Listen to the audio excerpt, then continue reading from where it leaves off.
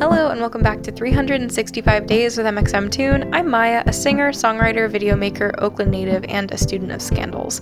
I'm also a huge fan of history. I love untold stories, gross facts, hidden secrets, anything weird, dark, and funky from the past. Each day I'm going to share one of my favorite deep cuts with you, so let's take a look at today's story.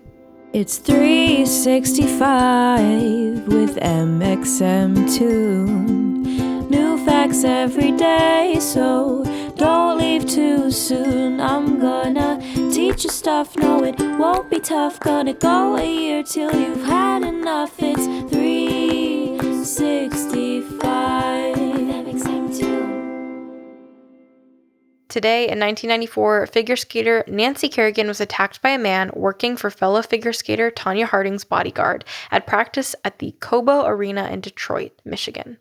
He hit Kerrigan's right leg with a 21-inch collapsible baton. It caused a huge ensuing scandal, and lots of different people were involved, so let's reverse and dive right in.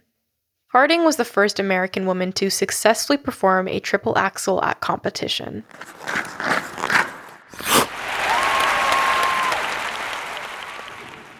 She was riding high off of multiple worldwide wins and records. She and Kerrigan were skating rivals, and it was suspected that only one of them would get on the Olympic team.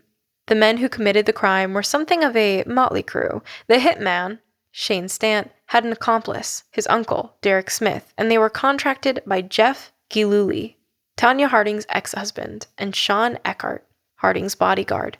Harding seemed so desperate to win that Gillooly set up the attacks to make it all, but assured that she'd be able to compete in the Olympics. It's been long disputed whether Harding actually asked Gillooly to have Kerrigan attacked, or if he was acting of his own accord. When Stant hit Kerrigan in the knees, cameras happened to be nearby and captured the aftermath on film. Kerrigan was screaming and holding her legs and crying. Her father rushed to her and escorted her to the locker room as she cried. The next day, January 7th, newspapers put Kerrigan's face on the cover with the caption, "Why me?" Though it was initially very painful, luckily the injury was just bruises rather than broken bones. But the injury was bad enough that she had to withdraw from the national championships that week, which was probably the goal of the henchmen in the first place. Harding won gold in the national championships and got a spot on the Winter Olympics in Norway, but as it turns out, Kerrigan did too. Her fellow skaters felt so bad for her that they offered her a spot on the team. Once Kerrigan was hurt, the rest of the plan didn't go exactly as intended because the set of criminals weren't exactly experts. An FBI investigation was launched into the attack, and less than a week after it happened, Eckhart confessed to his role in the attack and told the authorities about Stant, Gillooly, and Smith. The United States Figure Skating Association had to decide whether to hold Harding responsible for any part of the attack and whether or not she would be able to compete in the Olympics. They eventually decided that she could go on to Norway, as she denied knowing anything about the attacks and no evidence could dispute her claim. Gillooly surrendered to the FBI on January 15th.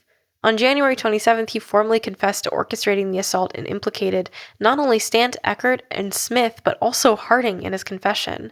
Harding continued to deny involvement, saying to the press, "Despite my mistakes and rough edges, I have done nothing to violate the standards of excellence and sportsmanship that are expected in an Olympic athlete." On February 1st, Gillooly testified against Harding in exchange for a lighter sentence. He pled guilty to the crime of racketeering. Soon after, police inspected Harding and Gillooly's trash and found notes with Kerrigan's practice schedule on them. A handwriting expert was consulted and said that the notes seemed to be written by Harding.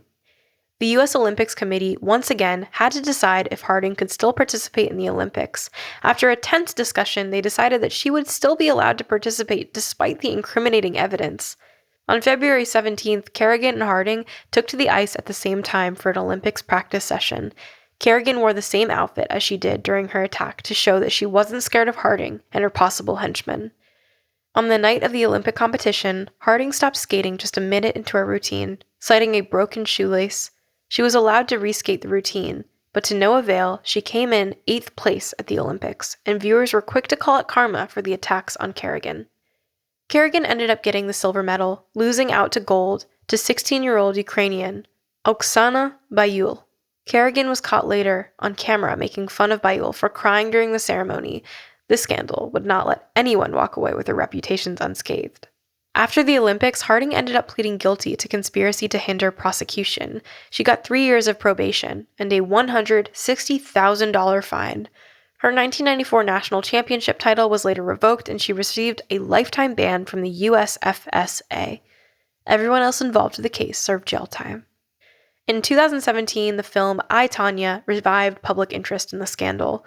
Margot Robbie played Harding, and the film portrayed not only the incident but Harding's past and the world and personal dynamics at play at the time of the attacks. The film illuminated the classism that Harding faced in the figure skating world and helped provide a more three-dimensional picture than news reports from the time offered. Plus, it was great. I saw this movie, and I actually own it on my computer because I really enjoyed it, and it was just really fascinating. I had never actually heard about this until I watched the movie, which it seems surprising because this case is so infamous, but it's really fascinating the way that they portray it from the movie's lens point as well. And now for today's music fact.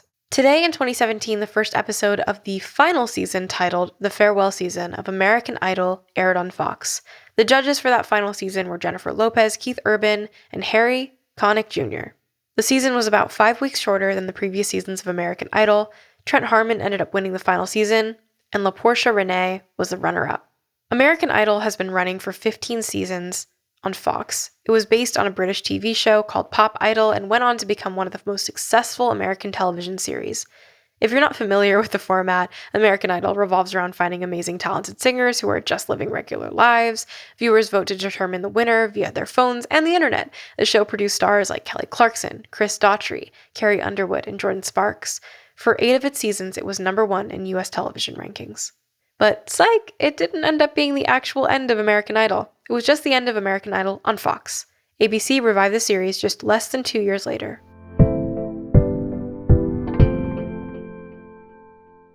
And now for our final segment of the day, I will be going into my own photo archives to see what I was up to on a January 6th in my life. January 6th, 2019, I went to an exhibit at the Oakland Museum of Modern Arts, I think. Yes, that's the name of the museum. Oakland Museum of Contemporary Arts, maybe. OMCA. I'm not sure. It's one of the two. And I believe it was an exhibit. I have like photos of my brother here, but I think it was an exhibit on beat making, actually. I can't remember exactly what it was, but it was really cool. And I remember it was about music. But I miss going to museums a lot. I should do that more often. It makes me feel smart, even if I don't understand what I'm looking at. Thanks for going back in time with me, and remember to subscribe wherever you listen to podcasts, and come back tomorrow for more stories from yesteryear. It's 365 with mxmtoon.